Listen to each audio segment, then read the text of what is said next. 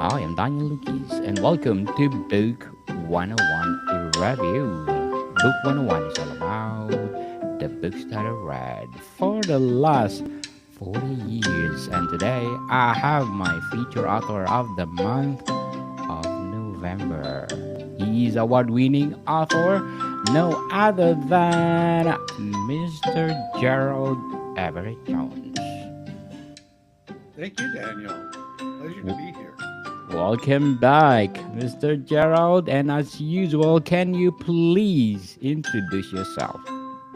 Well, Gerald Everett Jones, I've used my middle name Everett for some years as an author because there's just a few other Jerry Joneses on the planet, including the Yes. one who owns the Dallas Cowboys, and that's not me.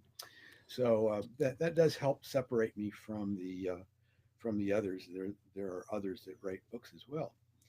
And I've been a writer most of my working life, which has been a few years, as you may be able to tell from my television image.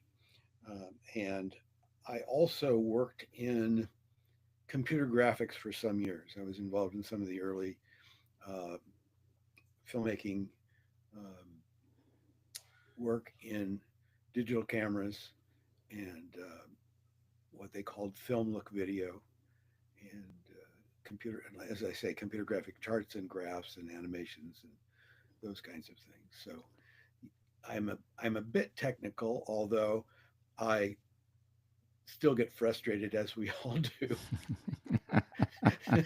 by Thank- things that all. Let's see, what's the Microsoft slogan? Software that almost works. So, Mr. Gerald, thank you so much for sharing your talents to the world. Looking forward for more award-winning piece. So, speaking for award-winning piece, let's talk about your, of course, Harry Harambee. How would you describe Harry's personality and character at the beginning of the novel? Well, I think I'm going to read you just the very brief introduction, which will tell you a lot about Harry. Harry Gardner, who thought his name Harrison much too formal, did not consider himself an immoral man. His shrink, if he still had one, would say he was on a therapeutic quest. The more generous of his peers in the golf club locker room would say he was taking a much deserved breather. But he had to admit, at least to himself, that his intention in going to East Africa was to engage in illicit activities, although he had only a vague idea of what those activities might involve.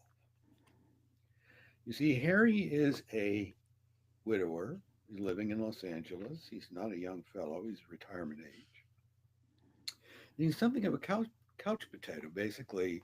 You know, what can he find to do these days? Play golf and bridge with uninteresting people or people who want to sell him insurance policies. That's usually what happens. But he runs across this tour director, this Italian fellow, Aldo, who says that he packages unique experiences for people of high net worth. Basically, he's going to take him on a tour anywhere he wants to go in the world, and he's going to show him a good time. Now, Harry isn't sure that he wants this, and indeed, he's something of a couch potato. He's not particularly adventurous, but Aldo convinces him that at the very least, if they go to Kenya, they'll see the wild animals that are still alive, the so-called Big Five. And you know, by the way, over in that part of the world, as well as in some other places that are resort destination, there just happen to be lovely women and a lot of booze, good food. So Harry's expecting that it's going to be 24/7 party time, and he's not sure he's up for that or could endure it. But once he gets there, he realizes it's really just not his thing. And he's right, he's just about ready to come back. He's only been there about a week. And he's also decided safaris aren't quite for him because, unlike the National Geographic specials, he actually witnesses big cats tearing apart, you know, Yes. baby antelopes and those kinds of things. So I mean, a safari is not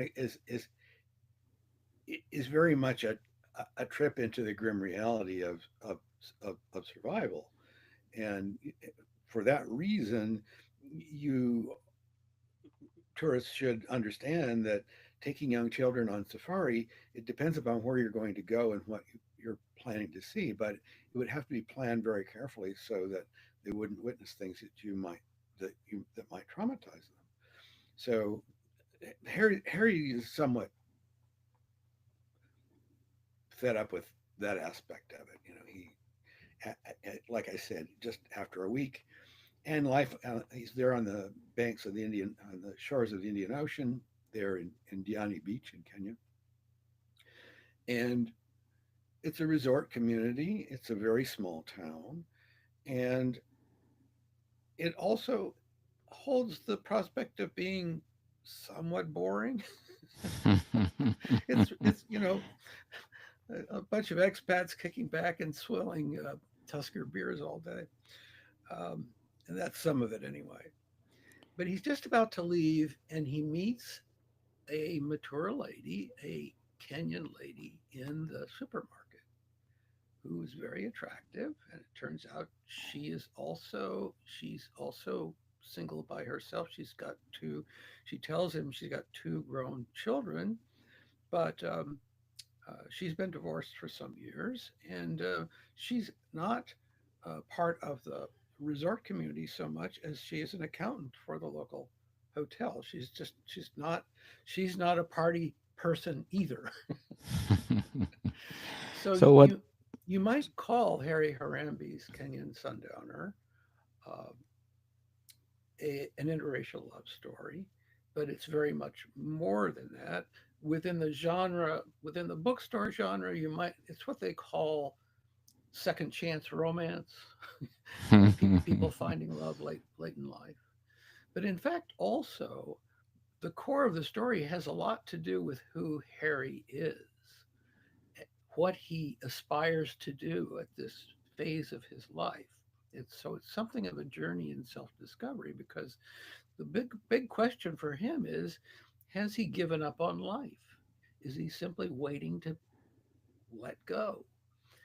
And one of the things about arriving in Kenya is he begins to understand that the life there is not only, it's not all party time, but the other thing about a developing country like that is there's an awful lot of corruption there, and it's in your face. It's something you have to deal with on a daily basis.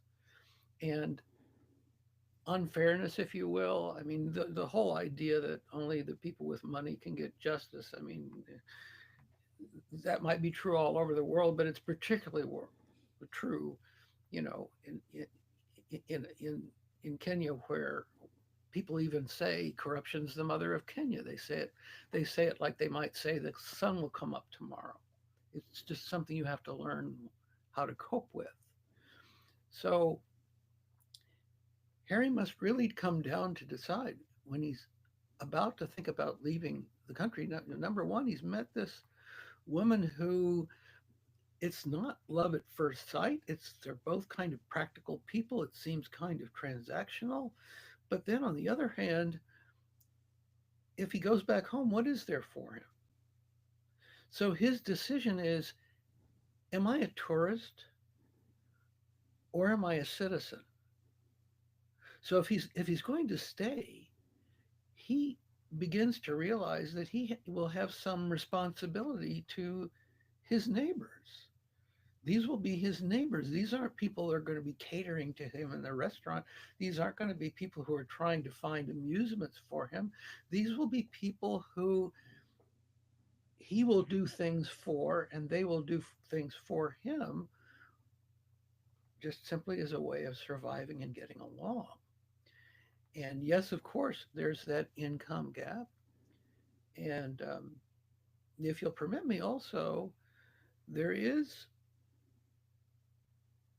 Harry finds, as I did find when I lived there, that the notion of an American's expectation of racism does not apply there. My expectations were completely different. I just assumed, as a Christian white guy going to Kenya, I didn't really, I know the history of colonialism. I thought there might be a lot of resentment, and of course, you know, Americans and Europeans tend to have a bit more money to spend than a lot of the people that you'll meet. There's that. The thing that I began to realize is that colonialism in especially in East Africa is in some sense so yesterday. It's in the rear view mirror. Okay, if you're an American or a European or New Zealander or if you're from Oz or well South Africa, different story. But if you show up in Kenya, there's two reasons why you must be there.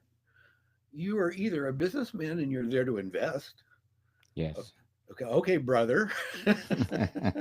Or you're a tourist and you're there to spend a lot of money to have a good time. Yes, brother, I'll show you the good places. All right. So, but the thing that people don't really, especially people if they're African American from the United States and they're going, and this has been related to me by people who've had this experience. Some of my friends from Los Angeles, that they were newlywed people from South Central, and they were going to go to Kenya, and they thought, "I'm going home." No, there are 43 different tribes in Kenya, and they all mistrust each other, and a lot of it has to do with not just blackness, but the degree of blackness in your skin, your tribal accent, your culture, your background. I mean, a Maasai, who are notoriously the warriors of old, are very tall people. They typically will not carry a firearm of any kind. They carry a very long hardwood club with a ball on the end, and they know how to kill a lion with that. Okay, An and elephant too. and and well, you don't want to do that, but No. yeah, but only in defense anyway. But Yeah. but but the thing about Maasai is a Maasai has a reputation for being a um, a fierce defender, a difficult person to contend with, and many security guards in the big city of Nairobi, which is the New York of Kenya. Many security guards are Maasai. Well, how do you know they're Maasai? They wear a red blanket over their uniform. It's a red checkered blanket, and that is something of Maasai tribal custom. Now, some Maasai will tell me that they'll see this fellow walking down the street, and he'd be a security guard, and he's just left his shift, and he's wearing a khaki uniform, but he's got the blanket over his shoulder, and they'll say, "He's not Maasai. He just has the blanket so that people will respect him." But in Kenya, Interesting. there are really only of the 43 tribes, there are really only three that have been prosperous and have held political power since independence in the early 60s. So it's a very autocratic government in many ways. They have a parliament, which is a legacy of the British system, but you know, politicians routinely will line their pockets and police will come right out and ask you for a bribe. It's not a secret. It's not a big secret. It's like, okay, what will it cost me to move on? Hmm. And any dot and there's a movement all over the world to electronic documents, right? We see that. There are ATM machines all over Kenya. Very easy to get your cash out.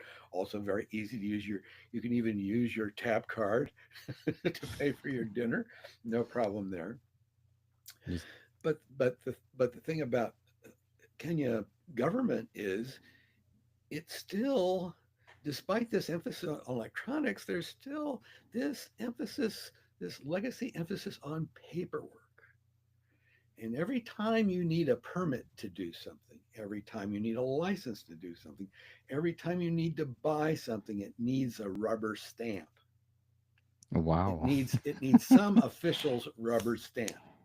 So you need to pay the whatever the fee is for the license. So here maybe it's $50 for the license, but then also here's $100 cash for the person who has the stamp.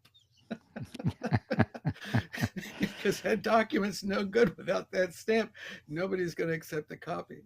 So that's the kind of life, and and Harry does. It's not particular spoiler to say that Harry does eventually decide that yes, he does want to commit to being a citizen. He does want to. Uh, he's not sure he wants to marry Esther, she's not sure she wants to marry him, but they'd like to try to be together. But Harry Harambe, the nickname that he gets, Harambe is the old term for a celebration which became community meeting, which later became political fundraiser. Harambe is a political fundraiser. And because it was a political fundraiser, and then that system went rapidly corrupt, Harambe is basically a slang term for a scam. So when Corrupt. they call Harry, he's and you can see um, on the Kenyan money, the uh, the motto of Kenya is Harambe, and it means the same thing as the motto of the United States. The motto of the United States, "E pluribus unum," one from many. Harambe means we're all together. But Harry then asks his friend, he says, "Well, why do they call me Harry Harambe?" And he says, "They call you that because their money's in your pocket, but you just don't know it yet." Yes, for sure. Interesting novel. Mr. Gerald, indeed interesting. So, how do you use humor in the novel to convey serious themes? There, it is a novel with a serious theme, but it does definitely have its lighter moments. And Harry has something of what you might call a sardonic wit. Hmm. He tends to share the things that he observed. And when Esther actually criticizes him for not taking a stand or not being serious about things, she she alludes to the fact that he goes everywhere as many tourists do with a driver. He's not going to learn how to drive on the British wrong side of the road. But then also it's somewhat hazardous because not everyone is a skilled driver either, and the truck drivers are murderous. So, or they would call them lorries or lorry drivers. But Esther says, "Harry, are you just going to persist in watching the world from the back seat?" So this is the decision again. We're coming back to committing to, as a tourist. Yes, you might be sitting in front of the widescreen and you're watching. Maybe you can't watch American football. You'll be watching the. Uh, it's strange that many Kenyans are fans um, of British football. We call it soccer, but their favorite teams are Manchester United. And it's like, what about Kenyan soccer?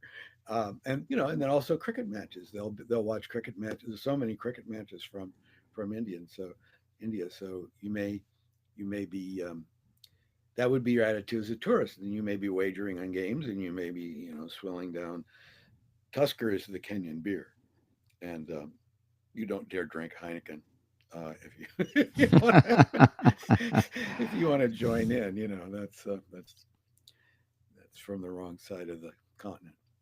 So yes, I would say sardonic humor and observational humor is one of the things that Harry observes is how transactional the Kenyans are with each other even when they're members of the same tribe. You know, if your brother asks you for a loan, and it may be a modest amount of money, if your brother asks for you're obligated to give it to him, but don't necessarily expect it to be paid back. Now, if it's not paid back, don't be surprised if you come out to your car one morning and all four tires are flat. This is transactions. Okay, if you buy a new car, well, no, you not there are very few new cars except the ones that the expats import. But if you buy a car there, it's likely to be a used car that would be. It's probably going to be a Japanese car because in Japan they drive on the same side of the road as the Brits. So you'll have a right hand drive um, uh, Japanese car, and the thing is that when you inspect it, when you buy it, it will look pretty clean, and you say this is a good value, and then the car dealer may say, well, I really want to clean it up for you and make sure that it's in prime condition. I'm going to inspect it again. So come back on Wednesday and then take delivery. Don't take delivery today. So you go back on Wednesday. If you don't pop the hood and look inside yourself, you may find that many of the parts that looked new before have been replaced with used parts. This is just Different parts. daily life. Daily life. So, Mr. Gerald, how did you use supporting characters to shape Harry's outlook?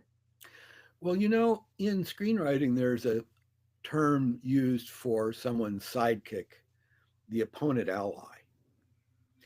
And every star has an opponent ally.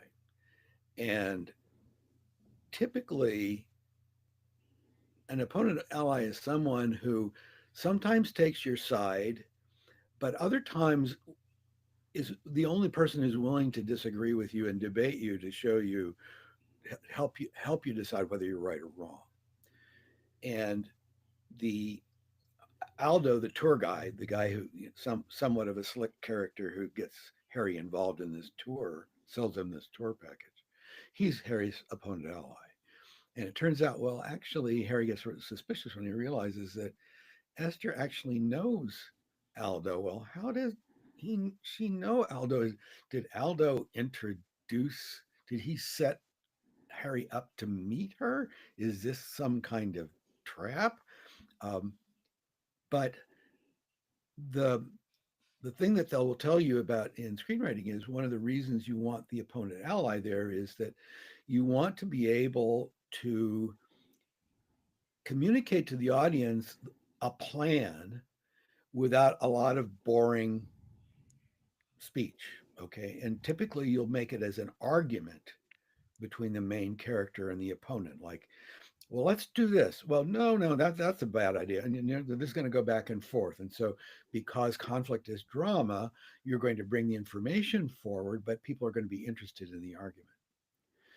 The if you remember, we're talking about the old days, 50s and 60s actor Steve McQueen. Okay, a man of few words, had two expressions, smiling and not smiling.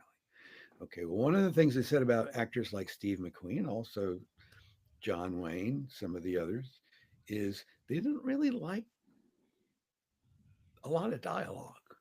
They didn't want to have to memorize too much, but they also felt like the star would somehow loses power if they have to explain too much about themselves. So what you do is you put the plan in the mouth of the opponent ally, and the opponent ally is going to say, okay, at 2 a.m. tomorrow, our car pulls up to the bank. At 2:15, we're met by Jason on the corner. At 2:18, we're lighting the fuse on the. Okay, so here's the whole plan, right? So all Steve McQueen wants to do is say, let's do it. And the audience won't remember the details of the plan, but they're going to remember when Steve McQueen said, let's do it. Let's do it. So, how did you balance satire and realism in the narrative? Well, I would say that the Harry Ramby's Kenyan Sundowner is highly realistic. They are fictional situations, and certainly the bad actors are amalgams of people you'd read about in the newspapers and people you'd see on the corner and room. And one of the things about a place like that is that the the news is not censored 100%. It's not like the news is blacked out. On the TV and in the newspapers, you're going to be able to read about things that go on. You might not read about the reasons behind them, or you might not read about the investigation that is triggered after that, or what happens in the investigation. Well, the investigation may just simply die. Okay. So one of the things you begin to realize as a citizen of a small town and in a country that is where it's difficult to find truth is that your local vegetable stand where you go every morning to get your fresh food for your dinner that night, the rumors that you hear may be very valuable. This may be the only way that you find out what's going on. And I'll get another example I give, which seems like corruption, but the government said, oh, everybody needs a new plastic identification card. And you've got 30 days to get it. And they thought, okay, well, this is all about the government collecting fees. And this wasn't just from foreigners, this was from everybody. Okay. And the locals were saying, no, this is a joke. This is a joke. And some of them didn't bother to get it. And you would think that after a while there would be fines and penalties and whatever. And then it seemed like nothing happened. And then the rumor went around that no, actually, the government's reason for requiring those cards is they were gathering data for a credit card company that wanted to be able to market to Kenyans. So, the government took their fee, and they delivered some lists, but maybe it wasn't everybody. Who cares? The bank got what they wanted. Not for everyone. So to sum up, for this novel, Mr. Gerald, aside for award-winning novel, what is your other aspiration for this novel? This novel actually has been recorded as an audiobook and it's still being edited. So it is a 40 chapter book. So I mean it's definitely an audiobook experience. But I would say that it would be, you know, your expense for the audiobook would be a whole lot cheaper than traveling to Kenya and having the experience. So, or For even the book sure. itself. I mean, as the cold weather approaches, on a cold blustery day, curl up with a book and just imagine that you're, flying along with Harry on vacation on the white sands of the Indian Ocean. I mean, it is beautiful. White sand and turquoise water, and um, the only land between that part of Kenya, I think the next land, if you go east, is not until you reach Singapore. Maybe not even until you reach like Australia. But I mean, there's a lot of water Yes, in that lots of direction, and water. of course that is where the old ancient ancient sailors would sail from the Mediterranean. Then they would portage their boats across what is now the Suez Canal, and then they would go down the Gulf and into the waters of the Indian Ocean, and that was the trade route by boats all the way over. But and there was a lot of trade between East Africa there, Kenya, where Mombasa is today, and Zanzibar, and the west coast of India in Malabar, very very famous ancient seaport in Malabar. And so the um, the the sailors who would often be in the old days, they were actually Arab sailors with African slaves. This is Africa. The Arabs were about slavery, African slavery, centuries before anybody else was involved. But but the sailors would sail one way with the trade winds, which would blow some months of the year. They would sail to India with those winds, and then the sailors would live for some length of time until the trade winds shift direction, which they do once a year, and then they would sail back to Africa with the trade winds in the other direction. And it was that just happened. They would make one round trip every season, every change of the trade winds, and that went on for thousands of years, thousands of years. So, Mr. Gerald, again, thank you so much for sharing Harley's to the world. I hope there will be another or sequel or prequel for this novel. So, Mr. Gerald, can you please invite our listeners to support all your books? GeraldEverettJones.com, and you can see right there Everett with two T's and Gerald with a G, and you can actually find some complimentary ebook review copies there. So drop on by, shoot me a line. I'd be happy to Yes. help you. Yes, people follow Mr. Gerald Everett Jones on Substock, right? Yes, Substack as well. Yes, please. Yes. Thinking About Thinking is my blog. Thinking about thinking. So, people, let's support Mr. Gerald Everett Jones because if you support him, more award winning piece like this. So, Mr. Gerald, thank you for your time. Thank you. Thank you, Daniel. More to come, people. See you soon.